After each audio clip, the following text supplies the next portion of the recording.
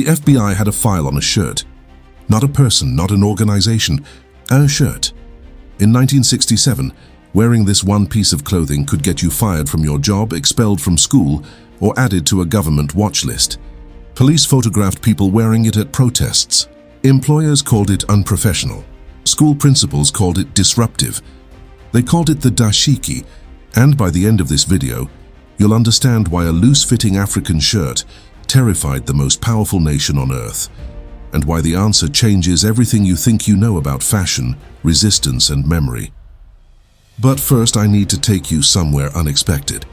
500 years ago, in the scorching heat of the Sahel, West African tailors solved a problem that European colonizers never could.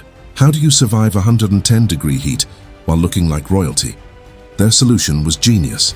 The wide scoop neckline released body heat from the core.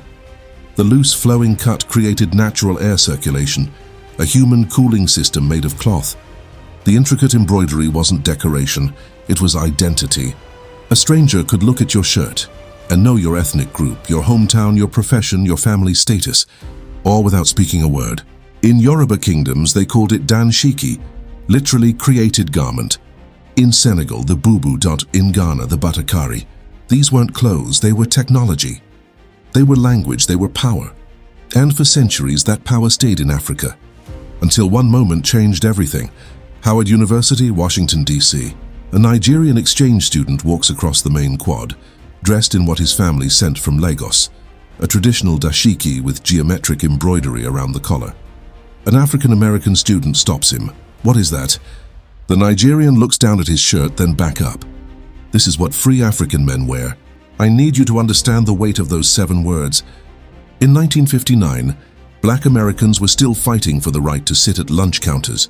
They were still being told that Africa was a land of savages, that their ancestors had no culture worth remembering, that assimilation was the only path to dignity. And here was this young man from Nigeria, confident, educated, dressed in ancient symbols they couldn't read, calling himself free. 2 years later, 17 African nations declared independence. Ghana. Nigeria, Senegal. The Congo. Suddenly, African diplomats were walking through Washington in flowing robes and embroidered shirts. African students were filling university campuses. African leaders were addressing the United Nations. And Black Americans were watching, thinking one thought: if they can be free, why can't we? The Dashiki started as a whisper. A few poets, some jazz musicians, university intellectuals who brought them back from trips to the motherland. Then came 1966, and the whisper became a roar. Here's what the history books won't tell you. The Dashiki wasn't adopted by the Black Power movement. It was deployed. When Stokely Carmichael stood before a crowd and raised his fist, he wasn't just wearing a dashiki. He was making a declaration visible from 200 feet away. I reject your standards. I reject your history. I will not become you to be accepted by you. When Amiri Baraka performed revolutionary poetry, when Angela Davis appeared at rallies, when the last poets took stages in Harlem, that distinctive V-shaped collar became a uniform, a signal, a threat. Because here's what white supremacy needed: Black Americans to believe for 300 years that Africa had nothing. No civilization, no art, no philosophy, no kings, just darkness waiting for European salvation. The Dashiki destroyed that lie just by existing.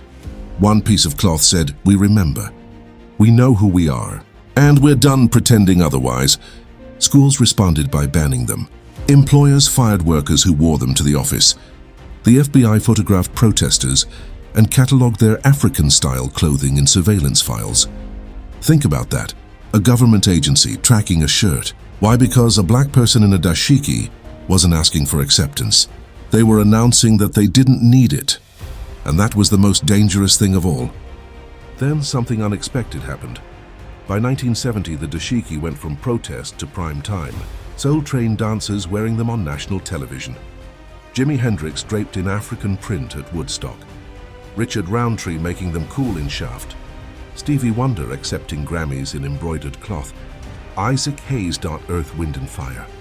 The OJ's black was beautiful, and the dashiki was proof. But here's where it gets complicated. By 1975, you could buy a dashiki at Sears. JCPenney was selling them. Street vendors in every major city had racks of mass-produced versions. What had been a symbol of resistance was now a fashion trend. Some activists cried betrayal. They said the revolution had been commodified, the message diluted, the power stolen. Others said something different. They said, good. Let the whole world see that African culture is powerful enough to sell. The dashiki was evolving again, from technology to identity to weapon to fashion. But the journey wasn't over.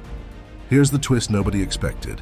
The American dashiki went back to Africa and changed African fashion forever. African designers in Lagos, Accra, and Dakar watched how the diaspora wore their ancestral clothes. They saw the boldness, the pride, the innovation, and they got inspired. Suddenly, traditional patterns were appearing on fitted blazers. Women's dashikis were walking fashion weeks in Paris and Milan.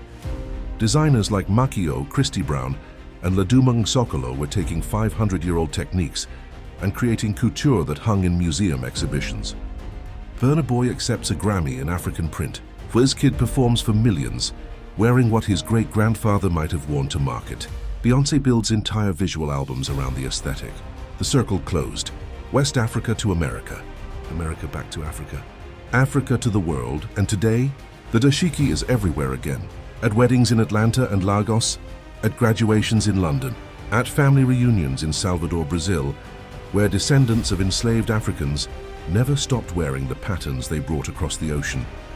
It's in boardrooms now, CEOs wearing African print on casual Fridays, professors reclaiming their heritage in lecture halls. And yes, it's still at protests, still a symbol of resistance, still dangerous enough to make certain people uncomfortable. So what does the dashiki actually mean? I've thought about this question for a long time, and here's what I've concluded. It's not about a shirt, it's about memory. For 400 years, the transatlantic slave trade tried to erase everything. They forbade African languages. They banned African religions. They stripped away African names and gave people numbers and property titles instead. They tried to turn human beings into blank slates, and they failed. Because somehow, through centuries of brutality, through forced assimilation, through every attempt to make black people forget who they were, the memory survived. The dashiki is what that memory looks like when you wear it. When you put on that cloth, you're not just putting on a shirt. You're putting on 500 years of engineering. You're putting on the moment a Nigerian student called himself free. You're putting on Angela Davis at a rally. You're putting on your grandmother's grandmother, who dreamed of home while standing in a country that refused to see her as human. You're putting on proof that 400 years of theft couldn't kill a people's spirit. The FBI kept files on this shirt because they understood something essential. Memory is resistance. And resistance in the right conditions is revolution. Fashion trends come and go. Styles die and resurrect and die again. But some clothes carry weight that has nothing to do with thread count. The dashiki is a record, a weapon, a bridge, a homecoming.